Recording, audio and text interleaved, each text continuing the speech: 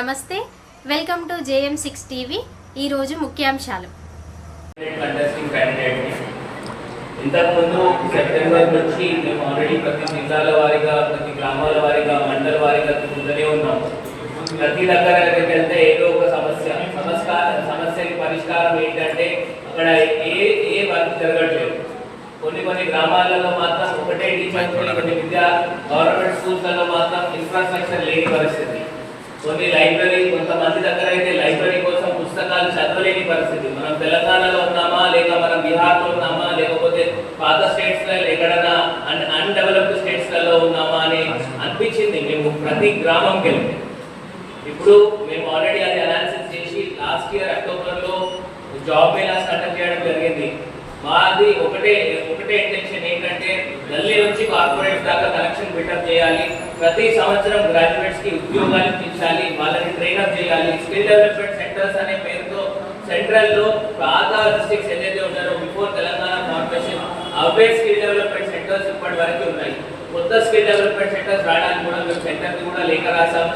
కొత్త skill development centres కూడా ఇవ్వాలని మనవి చేస్తున్నాం. మేము విద్యా పైన, ఇన్ఫ్రాస్ట్రక్చర్ పైన, క్రీడా స్టేడియం, కరీంనగర్లో స్టేడియం లేదు అని వాయిస్ కూడా మేము పెట్టడం జరిగింది.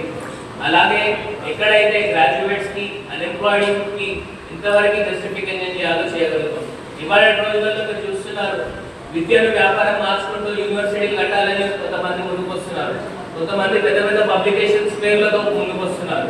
మేము ఇంతకుముందు మాకున్న విద్యా సంస్థలు ఉన్నా కానీ మేము ఎప్పుడు అఫోర్డబుల్ ఫీజ్, నాణ్యతమైన విద్య అతి తక్కువ ఫీజులలో చేయాలనే దాంతోనే కృషితోనే మేము వచ్చాము. 5 నుంచి 6 స్కూల్స్ ఉన్నా కానీ మేము తక్కువ ఫీజులనే కానీ విద్య అందించాలనే తప్పనతోనే మేము ముందుకు వచ్చాము. సోషల్ సర్వీస్లో మేము ముందుకెళ్ళి ఇంకా ప్రతి జిల్లాలో, ప్రతి గ్రామంలో మేము స్కిల్ డెవలప్మెంట్ సెంటర్స్ కానివ్వండి, స్టడీ సెంటర్స్ కానివ్వండి, ఈవెన్ హెల్త్ పరంగా కూడా చూసుకుంటే ఇవాళ మేము కొన్ని డిస్ట్రిక్ట్లలో డిస్ట్రిక్ట్కి పేరుంది, డిస్ట్రిక్ట్ అని పేరుంది కానీ అక్కడ కనీసం హెల్త్లో చూసుకుంటే డయాలసిస్ మెషిన్స్ లేని పరిస్థితిలో ఉంది.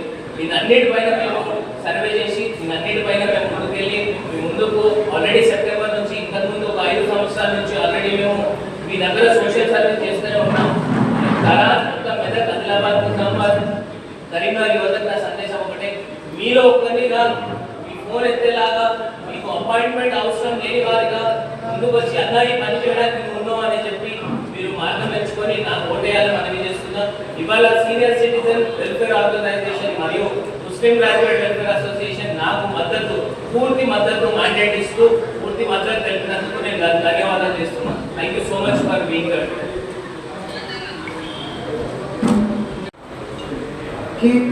మొదటి ప్రజలకు ఓటు వేసి అందరూ ఎక్కువగా అత్యధిక మెజారిటీతో గెలిపాలని ఆశిస్తూ ప్రతి ఒక్క గ్రాడ్యుయేట్తో రిక్వెస్ట్ చేస్తున్నాం.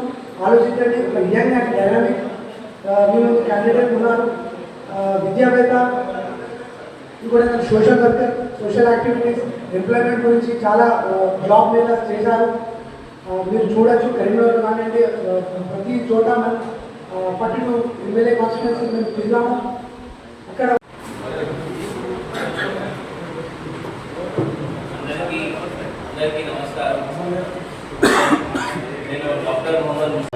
गुजारिश है क्योंकि पहली मरतबा 70 साल में हमारे माइनॉरिटीज का रिप्रेजेंटेशन बिल्कुल नहीं है असेंबली वगैरह में।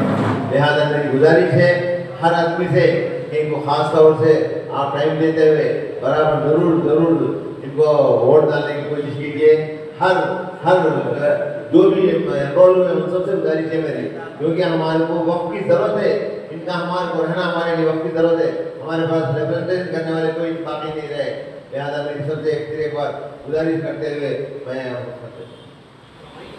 कि हम सब लोगों ने हालात का ख्याल करते हुए हम मुश्ताक साहब को हम मुनाफत के उनको मुतहब करने के लिए तय्युब किए।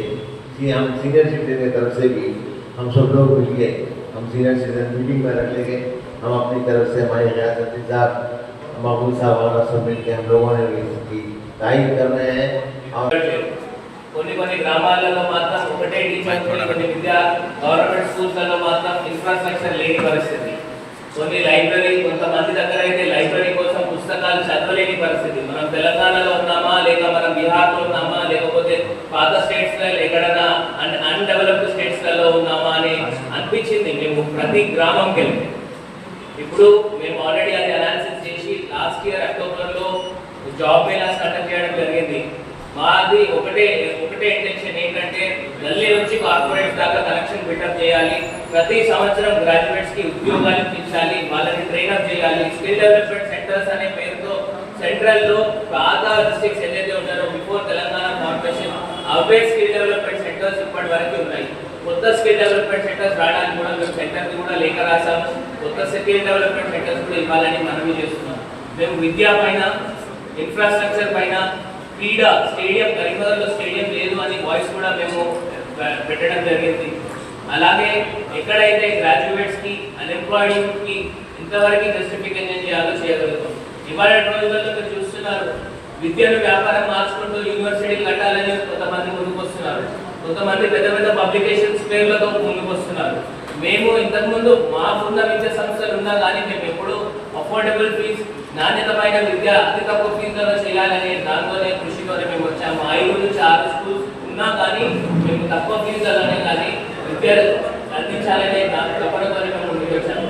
సోషల్ సర్వీస్లో మేము ముందుకెళ్ళి ఇంకా ప్రతి జిల్లాలో, ప్రతి గ్రామంలో మేము స్కిల్ డెవలప్మెంట్ సెంటర్స్ కానివ్వండి, స్టడీ సెంటర్స్ కానివ్వండి, ఈవెన్ హెల్త్ పరంగా కూడా చూసుకుంటే ఇవాళ మేము కొన్ని డిస్ట్రిక్ట్లలో డిస్ట్రిక్ట్కి పేరుంది, డిస్ట్రిక్ట్ అని పేరుంది కానీ అక్కడ కనీసం హెల్త్లో చూసుకుంటే డయాలసిస్ మెషిన్స్ లేని పరిస్థితిలో ఉంది.